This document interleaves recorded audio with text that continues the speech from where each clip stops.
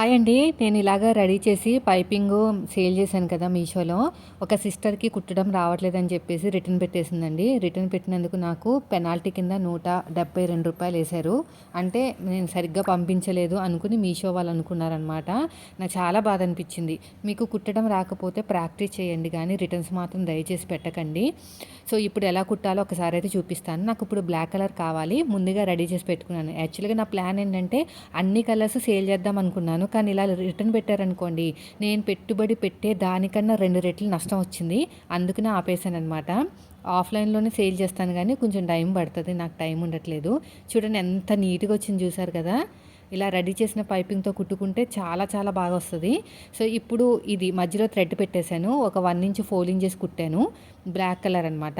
నేను ఈ మధ్యన గోల్డ్ కలర్ సేల్ చేశాను కానీ బ్లాక్ కలరు నేను నా కోసం కుట్టాను. స్టార్టింగ్‌లో చిన్న ఫోల్డింగ్ చేసేసుకోండి. అక్కడ కొంచెం లావు ఉంటది కాబట్టి ఒక్కొక్కసారి దారం తెగిపోతది. ప్రాబ్లమ్ లేదు. అంటే కొన్ని నా మిషన్‌కైతే కొంచెం లావంటిది కనిపిస్తే కొంచెం స్టిచ్ అవ్వదనమాట. దారం తెగిపోతది. ఇప్పుడు ఖర్చు ఎంత కావాలో అంత చూసుకుంటూ థ్రెడ్ పక్కనే కుట్టుకుంటూ వెళ్ళాలి. అది కుట్టడం రాక రిటర్న్స్ పెట్టేస్తున్నారు. రిటర్న్ పెట్టడం వల్ల మీకేం కాదు గానీ, నాకైతే చాలా చాలా చాలా నష్టం వస్తదండి. మామూలు నష్టం గాదు. అందుకని ఎవరు కూడా మీషో జోలికి వెళ్లరనమాట. నేను మీకోసం అడిగేశాను. కానీ నష్టాలే కనిపిస్తున్నాయి. లాభం ఏం కనిపించట్లేదు. అదే బాధ అనిపిస్తుంది. ఇది చూడండి ఇలాగా నీట్‌గా స్టిచ్ చేసుకుంటూ వెళ్ళిపోవాలి. మీకు ఎంతైతే ఖర్చు పెట్టుకున్నారో కటింగ్‌లో అంతే ఖర్చుతోనే మీరు వెళ్ళాలండి. ఎక్కడ సాగదీయకండి. ఒక్కొక్క 1 ఇంచు ఇలాగా కుట్టుకుంటూ వెళ్ళిపోవాలి. ఇలా మొత్తం కూడాని థ్రెడ్ పక్కనే కుట్టు వేయాలి. థ్రెడ్ పక్కనే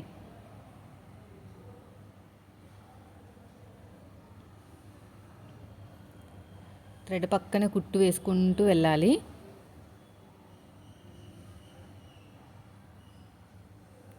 చూడండి ఎంత బాగా వస్తుందో మీరే చూడండి ఎంత నీట్‌గా వస్తుందంటే.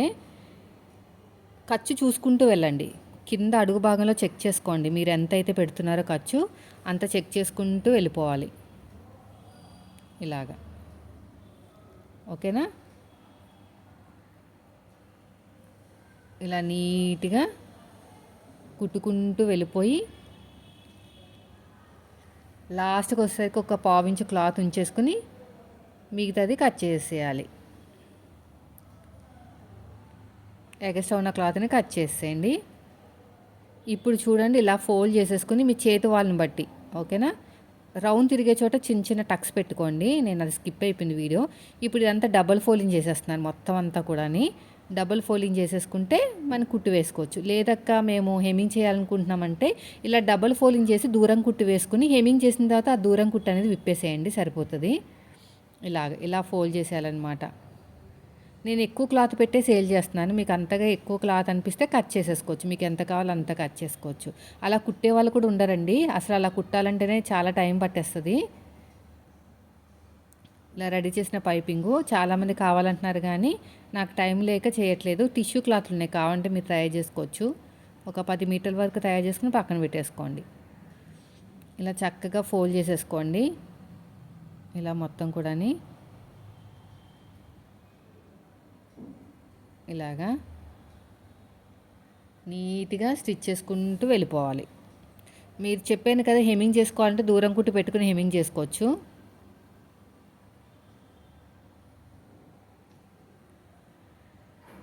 ఇలా నీట్‌గా ఫోల్డింగ్ చేసుకుంటూ వెళ్ళిపోవాలి.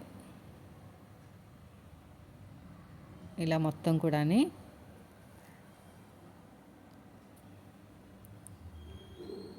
ఇలాగ స్టిచ్ చేసుకుంటూ వెళ్ళిపోండి.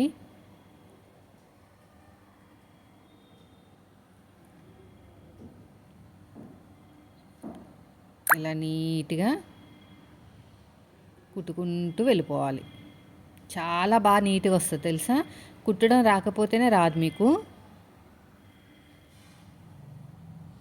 ఇలాగా ఎగస్ట్రా ఉన్న క్లాత్ అంతా కూడా లోపలికి ఇలా ఫోల్డ్ చేసేయండి. రఫ్ ఇచ్చేసేయండి. అంతేనండి. చూసారా ఎంత బాగా నీట్‌గా వచ్చేసిందో? వీడియో నచ్చితే మాత్రం ఖచ్చితంగా లైక్ చేయండి.